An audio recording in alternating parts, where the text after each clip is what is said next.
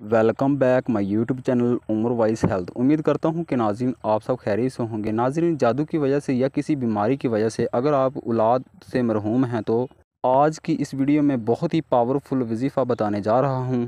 तो नाज़रीन, बिन वक्त ज़ाया करते हुए सीधा चलते हैं वीडियो की जानब। उससे पहले अगर आप मेरे यूट्यूब चैनल उम्र वाइज हेल्थ पे न्यू हैं तो सबसे पहले मेरे चैनल को सब्सक्राइब कर दें और साथ में खड़ी बेल को प्रेस कर दें ताकि मेरे चैनल पर हर नई वीडियो अपलोड होने का नोटिफिकेशन आपको बआसानी मिलता रहे। तो नाज़रीन, वजीफ़ा क्या है? वजीफ़ा मैं आपको बताने जा रहा हूँ।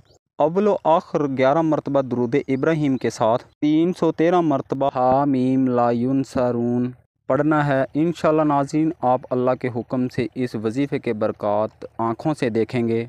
जादू ख़त्म होगा, रिज़्क़ में बरकत होगी, औलाद का हसूल होगा, औलाद नरीना का हसूल होगा।